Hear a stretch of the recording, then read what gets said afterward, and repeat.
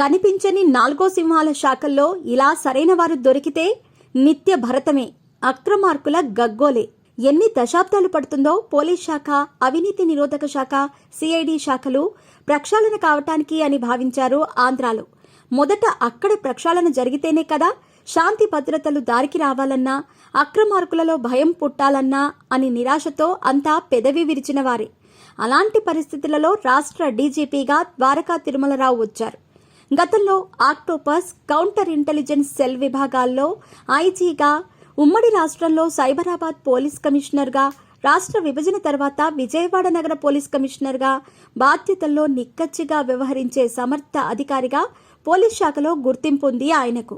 ఆయన ఎంత నిక్కచ్చిగా వ్యవహరిస్తే వైకాపా హయాంలో ఆయన్ని ఎర్రబస్సు ఆర్టీసీ విభాగానికి బదిలీ చేసి ఉంటారో ఊహించుకోండి. తాజాగా డీజీపీగా వస్తూనే స్వీయ శాఖ ప్రక్షాళన మొదలుపెట్టారు. అరాచక యువ ఆఫీసర్ నుండి దృష్టి సారించారు.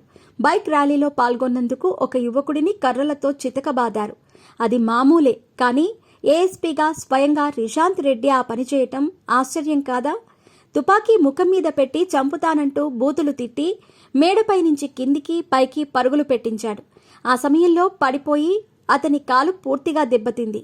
ఆసుపత్రికి తరలించకుండా పిల్లల ఆసుపత్రికి పంపారు. అక్కడ చికిత్స చేయకపోవడంతో వాళ్లు మరో ఆసుపత్రికి తరలించారు. ఆ తర్వాత అతని కాళ్లు రెండూ దెబ్బతిన్నాయి. ఈ విషయంలో రిషాంత్ రెడ్డిపై కేసు పెట్టినా చర్యలు లేవు. కోర్టులో కేసు వేసినా ఎఫ్ఐఆర్ కూడా కట్టలేదు. తర్వాత మానవ హక్కుల సంఘాన్ని ఆశ్రయిస్తే పోలీస్ శాఖ నుంచి 2 లక్షలు పరిహారం ఇప్పించారు సంతోష్ అనే బాధితుడికి. తర్వాత ఎస్పీగా రిషాంత్ రెడ్డి చిత్తూరుకు రాగానే కుప్పం, పుంగనూర్లలో చేయించిన విధ్వంసంతో ఢిల్లీ స్థాయిలో ఆయన పేరు మారుమోగింది. అంటే చూసుకోండి ఎంత రెచ్చిపోయాడో. వందలాది మంది మీద 307 కేసులు, అట్రాసిటీ కేసులు.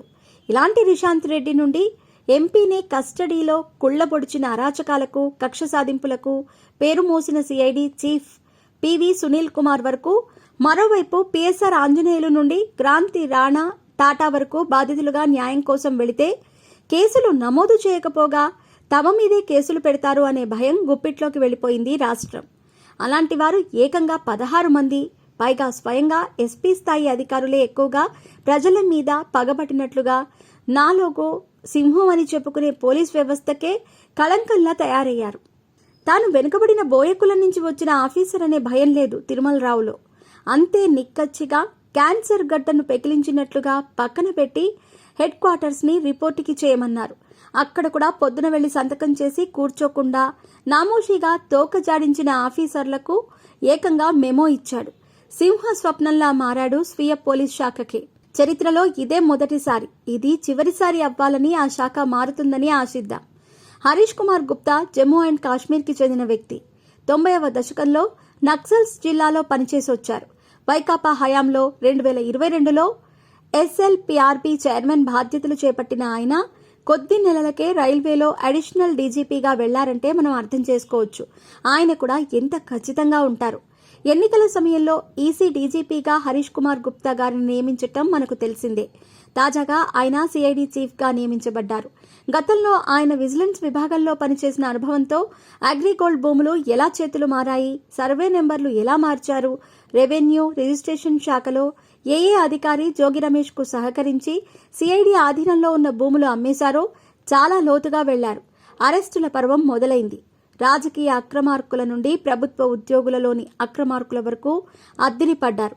ఓవైపు స్వీయ శాఖల్లో ప్రక్షాళన, పరివర్తన తెచ్చేలా హడలెత్తిస్తూనే మరోవైపు ఒక్కో అక్రమాల గుట్టును సాక్ష్యాలతో సహా పెకిలించి న్యాయస్థానాల్లో నిలబెట్టే వైపు వేగంగా అడుగులు వేస్తున్నారు. ఎన్నేళ్లకు ధర్మం, న్యాయం వైపు దృష్టి సారించింది మన పోలీస్ శాఖ అనే చర్చ సామాన్య జనాలు చర్చించుకుంటున్నారు.